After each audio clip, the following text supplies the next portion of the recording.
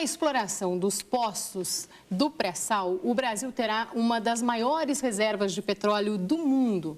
O presidente da Petrobras, Sérgio Gabrielli, que esteve aqui em Curitiba para participar do seminário Pré-sal, o Brasil no caminho certo, falou que com a exploração o Brasil deve produzir 4 milhões de barris por dia de petróleo, o dobro de agora. E sobre isso, eu fiz uma entrevista com ele e vamos assistir a uma parte. É possível garantir que os poços onde se pode encontrar petróleo, no pré-sal, eles vão, de fato, produzir o suficiente para o que o senhor afirmou aqui no seminário, que em 2020 a produção de barris deve dobrar a produção brasileira? Essa produção brasileira que nós estamos projetando até 2020, nós hoje temos 2 milhões de barris, vamos estar produzindo em 2020 3,9 milhões de barris. Essa produção é baseada apenas nas áreas já concedidas, não está baseada nas áreas que serão colocadas pela partilha de produção no futuro. Isso é só o que já está conhecido. Nós já estamos produzindo no pré-sal. É bom lembrar que em Tupi, nós já estamos produzindo cerca de 15 mil barris por dia.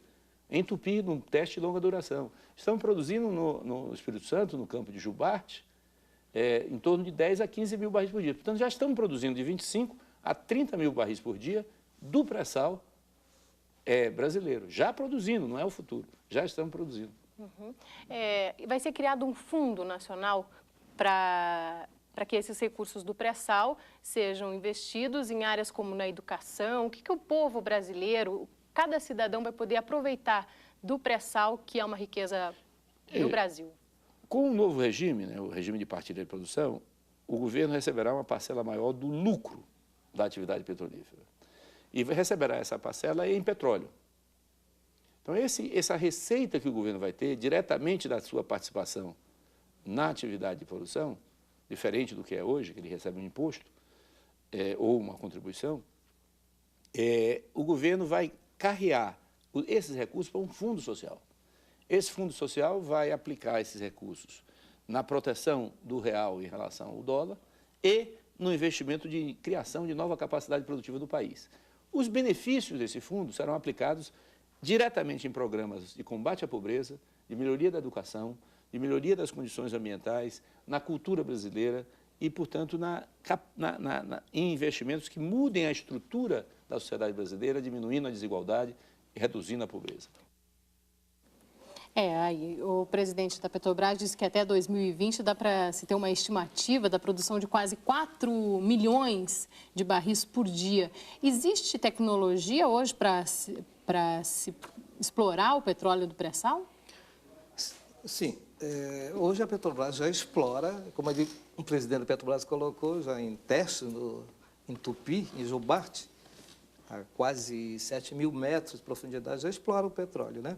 Agora, há muito mais que ser desenvolvido. Quer dizer, o pré-sal também é uma oportunidade para que a Petrobras, que já é pioneira nessa tecnologia de águas profundas, desenvolva mais ainda. No mundo, a Petrobras é campeã nessa tecnologia. Então, nós temos tecnologia e vamos, no correr da exploração, desenvolver, apurar mais, porque há ainda uma parte que vai ser verificada em loco, quando for perfurado e explorado os novos poços.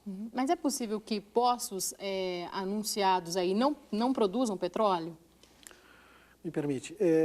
Vamos olhar assim, no centro, na área que já foi leiloada, a meu ver, criminosamente, porque houve uma mudança de legislação para isso, a gente considera que é o miolo do pré-sal, a área mais nobre do pré-sal que tem aparecido. Todas as perfurações da Petrobras deram positivas, que é o Tupi e em torno do Tupi. A ESSO, ou a Shell, agora não vou me recordar, só fez a perfuração depois que a Petrobras fez a 13ª perfuração positiva que ela foi fazer e depois ela anunciou que também encontrou. Todas as perfurações no pré-sal têm dado positiva. Deu uma que deu negativa da British Petroleum, mas alega-se que foi fora, na beirada do pré-sal. Então, foi na camada fora, deu uma que deu negativa. Isso, como já foi dito pelo Salamone, é uma perspectiva de que isso seja maior, que vá até o Pernambuco também, entende? Não se esgota aqui. Já furaram na Bahia, parece que não encontraram, mas há uma perspectiva de que essa reserva, essa área de 800 quilômetros, seja estendida mais à frente.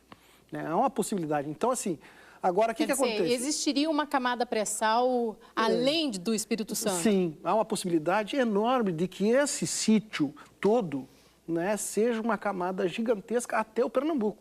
É uma possibilidade. Eu ouvi até do Ceará. Eu já escutei até o Pernambuco. Agora, isso é muito no início, e essa sondagem, as primeiras sondagens, foi uma fortuna. Isso exige investimentos altíssimos. A primeira sondagem foi na ordem de 200, 220 milhões para fazer um furo, que em águas, vamos dizer assim, em termos, em camadas não pré-sal, é 15, 16, 20 milhões, vamos dizer assim, entende? E aí tu está perfurando a 200. Depois, as perfurações seguintes já passaram para 60 milhões, que ainda é caro. Então, assim, depende do preço internacional. Agora, isso tende o quê? As reservas são finitas e não se tem grandes descobertas. Essa é a grande descoberta de petróleo, entende? Então, assim, esse ritmo e o Gabriel... E existe tecnologia brasileira para isso? Olha, na verdade, assim, a Petrobras faz um esforço enorme, detém muita coisa, mas aí é um conjunto de esforços. Tem? A Petrobras junta tudo isso, domina tudo isso, mas está aí a Halliburton na área de pesquisa geológica, tem vários atores nisso, né? E vários capitais. A China já adiantou 10 bilhões de dólares para isso, não só para o Brasil, para o Peru também. Então, assim, é uma reserva gigantesca que vai precisar recursos gigantescos. Entende? Agora, quanto de petróleo tem que produzir para que valha ele chamou a atenção que a perspectiva de dobrar a produção em 2020 é só porque já está mapeado. Tem todo um resto a mapear. Tem muita coisa. Foi leiloado o quê? 25%, 30% dos blocos. E agora não entra em leilão mais, agora em partilha. Esse é um debate interessante.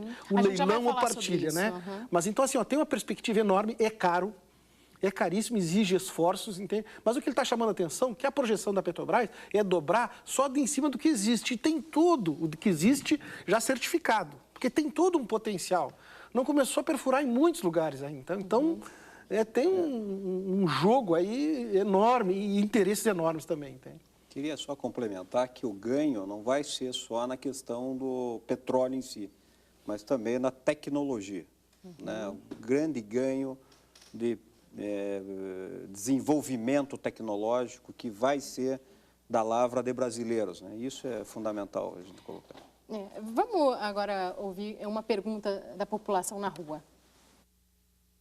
Eu gostaria de saber se todo mundo vai ganhar com o pré-sal. Esse é um grande debate, né? Queria começar falando um pouco sobre isso. Eu acho que o pré-sal é uma grande oportunidade de desenvolvimento econômico ou de atraso para o Brasil. Vai depender do quê? Da administração que se faça desse recurso, que é uma dádiva natural. Então, nesse contexto, eu acredito que vai depender do tipo de política, ao meu ver, uma política de Estado e não de governo, né? Até porque os governos passam e a política de Estado tem que, de alguma forma, direcionar essa exploração, né, para o benefício do povo. Então, esse é o grande dilema.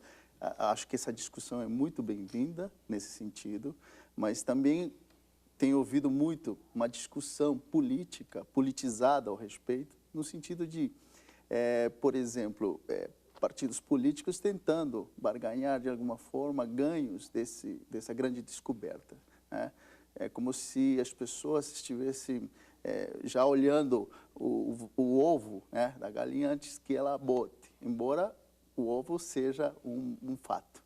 Essa é uma questão importantíssima. Eu acrescentaria que nós temos que evitar a maldição do petróleo. Como ele lembrou, existem os riscos também quando você